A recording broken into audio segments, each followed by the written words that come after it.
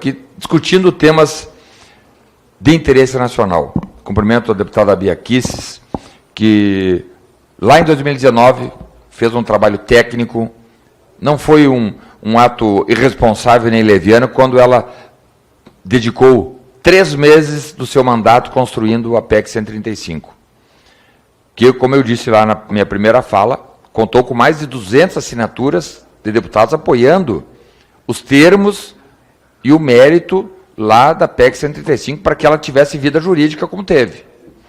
Então, quando nós observamos aqui, deputada Bia Kicis, algumas falas levianas e irresponsáveis, dando conta que a PEC 135 é uma PEC casuística. Democratas.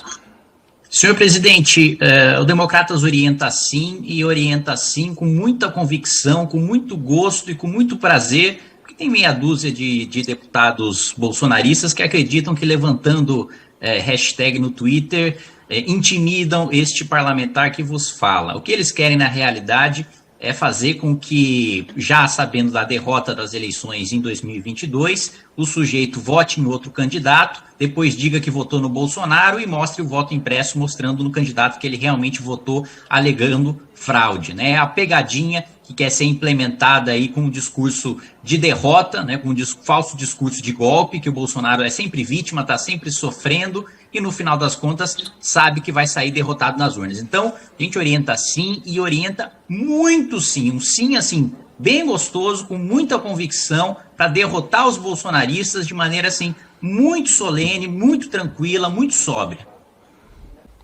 E não é, porque ela foi apresentada em 2019, só não foi pautada antes em razão da pandemia, senão ela teria sido pautada ano retrasado. E ouvir aqui, e ouvir também de agentes políticos que não são deputados e nem senadores, agentes políticos externos, que atuaram em redes sociais, atuaram através de notas, atuaram através de entrevistas à imprensa, dizendo toda sorte de argumentações apontando para o presidente Bolsonaro a autoria de uma PEC que não é dele. A PEC é da deputada Bia Kicis, apoiada por 200 deputados federais. O presidente Bolsonaro apoia como milhares de pessoas no Brasil apoiam o voto impresso, auditável e a segurança nas urnas. Se o dia que o presidente da República não puder tecer críticas por defeito ao sistema ou a qualquer tipo de sistema, nós não estaremos vivendo uma democracia. Querem colocar um crime de calúnia ou difamação ou injúria, qualquer tipo de situação na conta do presidente Bolsonaro, mas não vão conseguir, porque ele apenas tem falado aquilo que ele, como um chefe de Estado, deve falar, criticar situações que ele não concorda. Isso é da democracia em qualquer país civilizado. O dia que um deputado federal, um senador, um prefeito, um governador, o presidente da República não puder impor defeitos a qualquer tipo de processo, é porque nós estaremos no fundo do poço. Deputado Arlindo Chinaglia, o senhor que foi presidente da Câmara aqui. Aí nós vimos, no sentido contrário, um deputado federal, Daniel Silveira, que não cometera crime algum, mas que produziu crítica ao sistema, preso. Que democracia é essa? Que querem tolir a fala de um presidente da República, colocam na cadeia um deputado federal que teceu críticas ao sistema, mas ele usou termos pejorativos, jocosos e até baixos. Bem, é a maneira desse deputado se manifestar. E hoje ele continua preso, um deputado federal continua preso, 3 meses praticamente, ou até mais, preso por ordem da Suprema Corte Brasileira, sem ter cometido crime algum. Então, quando nós observamos que mentiras são repetidamente ditas todos os dias por pessoas que deviam trabalhar para colocar a verdade sob luz. E as mentiras são repetidas. Eu vi aqui deputados que me antecederam dizendo que nós estamos pior do que a Venezuela. Uma mentira deslavada, leviana, proferida por um deputado federal, dizendo que hoje o Brasil, que produz riquezas em plena pandemia, temos produzido aí riquezas no agronegócio, na indústria brasileira, a indústria brasileira crescendo, depois de 10 anos, depois de uma década, deputada Bia Kicis, a indústria brasileira crescendo. Entregamos, e esse dinheiro não é do Bolsonaro, não é do deputado federal, não é do senador, entregamos 240 bilhões de reais a título de auxílio emergencial a 70 milhões de brasileiros que precisavam, no momento difícil, se alimentarem.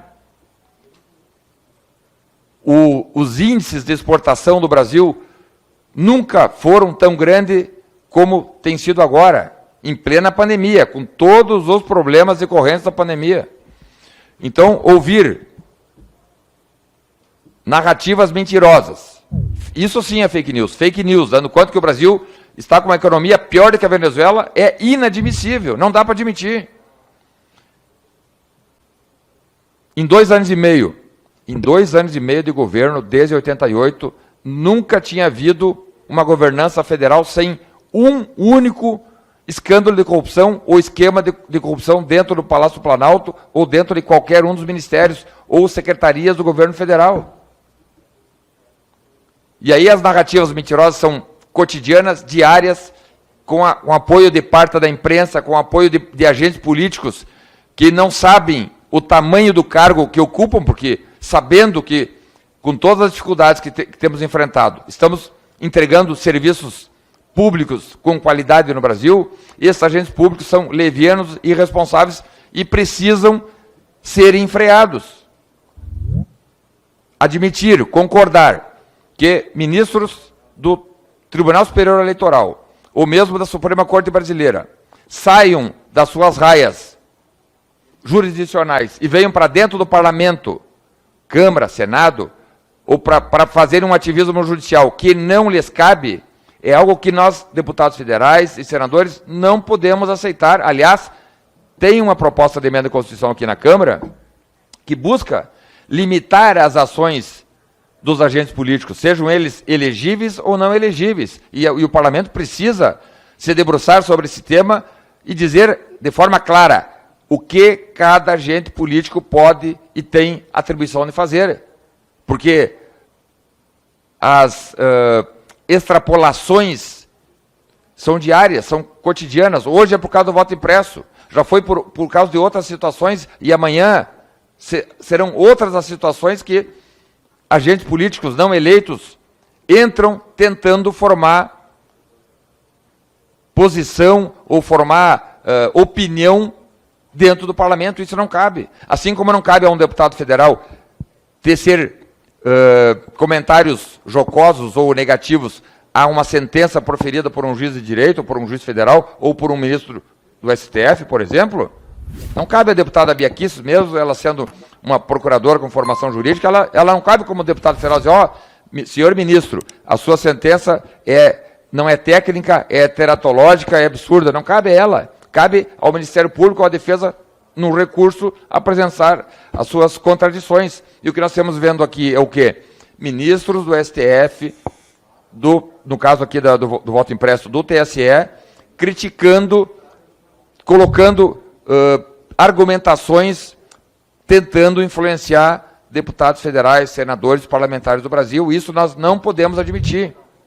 Então, presidente Paulo Eduardo Martins, fica aqui o nosso registro de que vivemos numa democracia. O dia que os agentes políticos eleitos, como nós, vereadores, deputados estaduais, prefeitos, governadores, senadores, o dia que um presidente da República não puder, por defeito, criticar o sistema brasileiro, é porque nós estaremos, sim, no fundo do poço. Nós estamos numa democracia, e a democracia tem que ser cada vez mais solidificada e valorizada. Obrigado. Eu quero aqui fazer um apelo para que, principalmente, diante desse novo fato, que é um fato que afasta o discurso do TSE, da equipe técnica, de que o sistema é inviolável, de que o sistema é seguro. Nós temos um inquérito da Polícia Federal.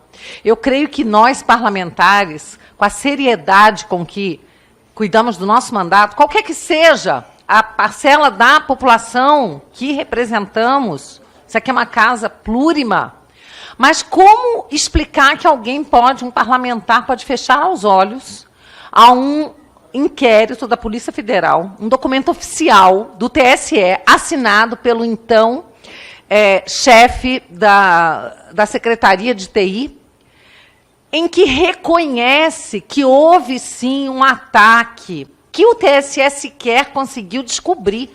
Foi o hacker que confessou, que revelou esse ataque, e ficou no ano eleitoral durante vários meses, de abril a novembro, com acesso total ao sistema, ao software, acesso total, senhor presidente. E lá ele tinha acesso às chaves, às fontes, códigos de fonte, e poderia dispor livremente do software, fazendo a alteração que bem entendesse. Se ele fez ou não as alterações, nós não sabemos. E sabe por quê? Porque os logs foram apagados. Houve um crime, nesse caso, que precisa ser apurado pela Polícia Federal.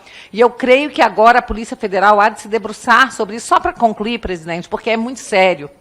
Eu quero falar aqui aos colegas que votaram contra, e muitos disseram, deputado Arlindo, vários colegas ontem conversaram comigo e na sua explanação disseram, não, eu sou contra votar todos os votos nas sessões, vai dar muita confusão, isso e aquilo, mas eu sou a favor de se auditar. Então, nós temos uma nova chance aqui, uma oportunidade de aprovarmos essa PEC no plenário, é por isso que eu faço esse apelo, na redação original, para que a gente possa ter o voto impresso, que o eleitor possa conferir o seu voto, e esses votos sejam auditáveis, sim, num percentual a ser estipulado. E era esse apelo que eu gostaria de fazer para que a PEC não fosse rejeitada e para isso a gente rejeitasse o parecer e que pudesse surgir um novo parecer que contemplasse a possibilidade de auditoria. Obrigada. Obrigado.